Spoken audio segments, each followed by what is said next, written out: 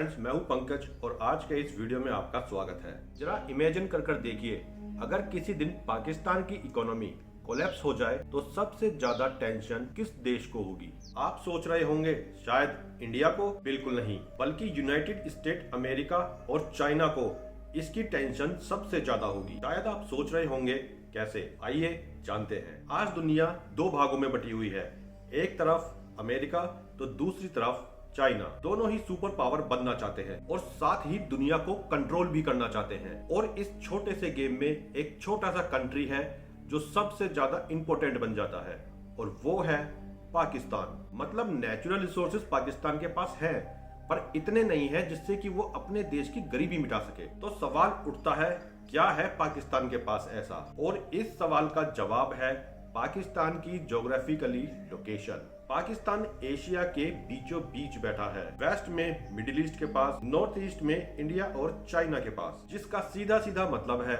जो देश पाकिस्तान के साथ है उसका आधे एशिया में इन्फ्लुएंस बढ़ जाता है। लेकिन प्रॉब्लम ये है कि आजकल पाकिस्तान की इकोनॉमी बहुत ही ज्यादा वीक चल रही है, और जब ऐसा होने वाला होता है तब एंट्री होती है इंटरनेशनल मॉनेटरी फंड यानी IMF की, जो कि अमेरिका के कहने पर पाकिस्तान को इमरजेंसी फंड देता रहता है। अब यहाँ सोचने वाली बात यह है, दुनिया में और भी गरीब कंट्रीज हैं जो पाकिस्तान से भी ज्यादा गरीब हैं। IMF उन गरीब कंट्रीज को फंड क्यों नहीं देता? पाकिस्तान को ही हर बार फंड क्यों?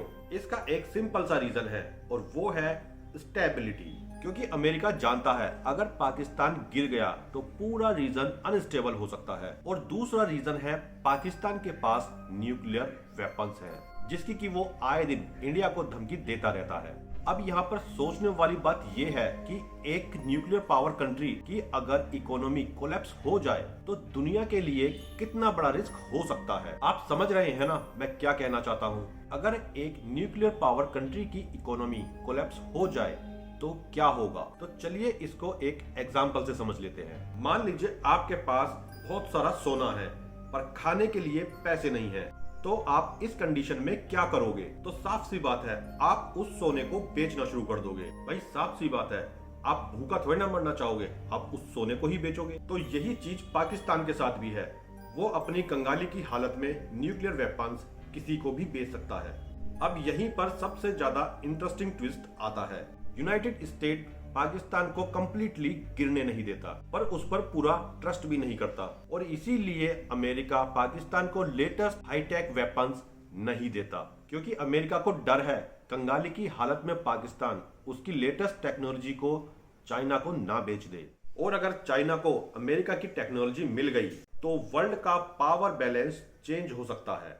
दूसरी तरफ चाइना पाकिस्तान में इन्वेस्टमेंट करता है, रोड्स बनाता है, पोर्ट्स बनाता है, और स्लोली अपनी पकड़ स्ट्रॉन्ग करता जाता है। यानी एक तरफ अमेरिका पाकिस्तान को कंट्रोल में करना चाहता है और दूसरी तरफ चाइना पाकिस्तान में अपना इन्फ्लुएंस बढ़ाना चाहता है। तो अब आपको समझ में आ गया होगा, पाकिस्तान एक कंट्री नहीं है बल्कि गेम पीस है, जिसे दोनों सुपर पावर अपनी तरफ रखना चाहते हैं। और इसी वजह से चाइना और अमेरिका की दुश्मनी का असर पूरी दुनिया पर पड़ता है, और इनडायरेक्टली हम पर भी। वीडियो अगर पसंद आई तो लाइक करो, और इसी तरह की जियोपॉलिटिकल समझने के लिए सब्सक्राइब करो। उम्मीद करता हूँ वीडियो इन्फॉर्मेटिव लगा। वीडियो देखने के लिए धन्यवाद।